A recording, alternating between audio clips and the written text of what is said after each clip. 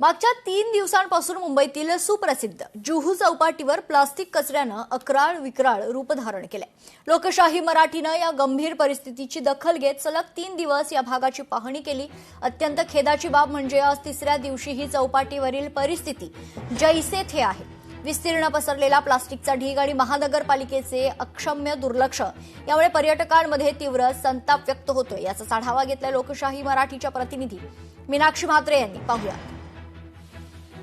लोकशाही मराठीनं या सगळ्याच जो प्लास्टिकच्या कचऱ्याचं साम्राज्य या सगळ्या जुहू चौपाटीवरती पसरलेला आहे याची संपूर्णतः परिस्थितीचा आढावा घेतलेला आहे। आज आपण पाहतोय की कोणत्याही महापालिकेचा अधिकारी असेल किंवा मग ज्या भाजपच्या नगरसेविका काल ज्या पद्धतीत थोड्या वेळासाठी आल्या होत्या त्या देखील आज आपल्याला पाहायला मिळत नाही। जो मनुष्यबळ इथे लागायला पाहिजे, ज्या पद्धतीत सर्वसामान्यांनी प्रतिक्रिया दिली होती की इथे ज्या पद्धतीत मनुष्यबळ पाहिजे किंवा मग जी यंत्रणा काम करण्यासाठी पाहिजे आहे ती पुरेसी नाही आणि तशीच चित्र आज देखील आपल्याला पाहायला मिळतोय। ज्या पद्धतीत 2 शिफ्ट मध्ये 75-75 अशी मॅन पॉवर आहे अशा पद्धतीची प्रतिक्रिया जी आहे पालिकेच्या वेस्टच्या ज्या अधिकारी आहेत स्वाती कुडाळे यांनी स्वतः ही माहिती दिली होती, पण मात्र तशी परिस्थिती आजही आपल्याला पाहायला मिळत नाहीये। दूरवर जर आपण पाहिलं तर 7 ते 8 किलोमीटरचा हा संपूर्ण कचऱ्याचं साम्राज्य जे आहे ते जुहू बीच चौपाटीवरती हा पसरलेला पाहायला मिळतोय। त्यामुळे मुंबईतूनच नाही तर राज्यभरातून नाही तर देश विदेशातून पर्यटक जे आहेत ते या सगळ्याच मुंबईतल्या समुद्रकिनारी फिरण्यासाठी येत असतात, पण मात्र सध्या आपण जर पाहिलं तर मुंबईच्या समुद्रकिनाऱ्याची काय अवस्था झालेली आहे हे प्रत्यक्षात याचा आढावा लोकशाही मराठी म्हणून आम्ही घेत आहोत। मात्र काल परवामध्ये जी परिस्थिती होती तशीच परिस्थिती जी आहे ती आज देखील आम्हाला पाहायला मिळते। त्यामुळे पालिका प्रशासन या सगळ्याची कधी दखल घेणार, कधी या सगळ्यावरती कारवाई होणार याकडे आमची करडी नजर असणार आहे। व्हिडिओ जर्नलिस्ट अनिकेत गज्जासह मीनाक्षी म्हात्रे, लोकशाही मराठी, मुंबई।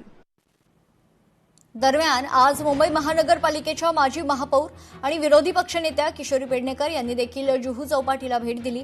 त्यांनी प्रत्यक्ष जमिनीवर उतरून कचऱ्याच्या साम्राज्याची पाहणी केली। या दौऱ्यादरम्यान त्यांनी महानगरपालिकेच्या संथ आणि ढिसाळ कारभारावर जोरदार ताशेरे ओढले।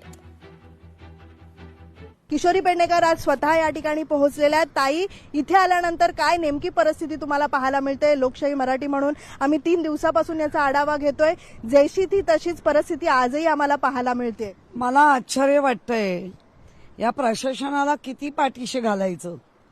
ढीगच्या ढीग कचऱ्याचे आपल्याला दिसत आहेत आणि नुसते ढीग नाहीत तर 4-4, 5-5 फुटाचे आता ढीग दिसत आहेत। खाली 2-2 फुटाला कचरा लागतोय आणि अख्खा 300-500 मीटरचा हा समुद्र किनारा इतक्या प्रचंड प्लास्टिक आणि घाणीनी भरलेला आहे। म्हणजे इथल्या लोकांनी काय बघायचं?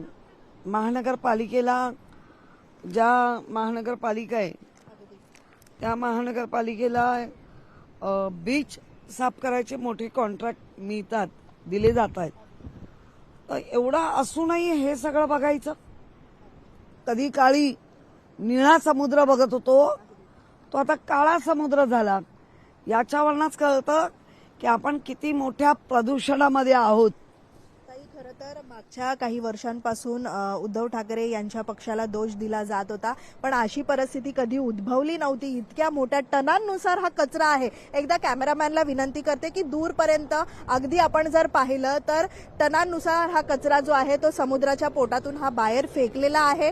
पहिल्यांदाच अशी परिस्थिती जी आहे ती प्रत्येक मुंबईतल्या समुद्रकिनारी ही आपल्याला पाहायला मिळते। त्यांचे वॉर्ड सर आजही फोन उचलत नाही। मला वाटतं ही कल्पना आल्यानंतर वॉर्ड ऑफिसर आजही इथे हव्या होत्या, पण त्या अशा लगाम झालेले सरकार झालंय, महापालिका झालीय।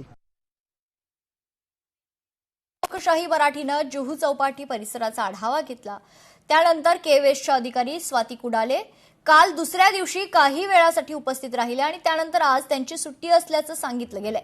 मात्र प्रत्यक्षात पालिका अधिकाऱ्यांच्या उपस्थितीची गरज या ठिकाणी आहे। आजही तिसऱ्या दिवशी कोणीही अधिकारी या ठिकाणी नसल्याचं पाहायला मिळते। मुंबईतील चौपाटी फिरण्यासाठी देश विदेशातून अनेक पर्यटक मोठ्या संख्येने या ठिकाणी येत असतात।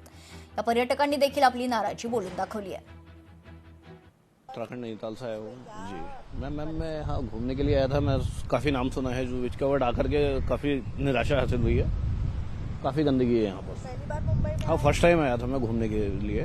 उत्तराखंड से। क्या फिलहाल देख रहे हो? ये इस समय तो गंदगी के सिवा आगे जाने की इच्छा ही नहीं हो रही है, गंदगी जरूरत से ज़्यादा है। मुंबई में आने के बाद बीचेस घूमने बीचेस घूमने के लिए ही मुंबई आया था, नाम सुना था काफ़ी, मैंने चलिए टहल के आते हैं, लेकिन यहाँ आने के बाद काफ़ी निराशा हासिल हुई। कोई मतलब हमने टीवी मूवीज वगैरह में देखते हैं तब तो बड़ा सुंदर सा लगता है, बहुत मन भी था, बहुत मतलब उम्मीद से आए थे, बट यहाँ पे अभी तो लॉक करा हुआ है और मतलब काफी गंदा भी हो रहा है, मन भी नहीं कर रहा है जाने का। मछलियाँ मरी हुई हैं बिल्कुल किनारे पर, तो बहुत गंदा हो रहा है, पॉल्यूटेड हो रहा है बहुत ज्यादा पानी। बस ये, हाँ जी, यही है कि थोड़ा सा इस चीज़ों पे ध्यान रखें, थोड़ा सफाई पॉल्यूशन वगैरह के लिए, कि एटलीस्ट हम लोग आए जो टूरिस्ट हैं तो वो एंजॉय कर पाएं।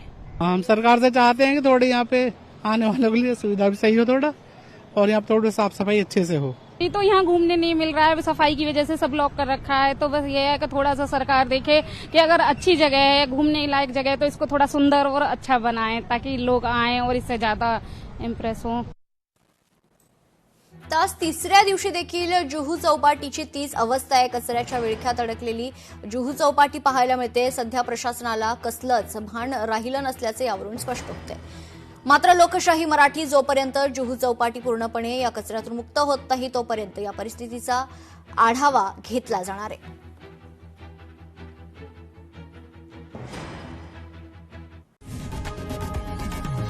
लोकशाही मराठी ऐका, पहा, जागरूक रहा।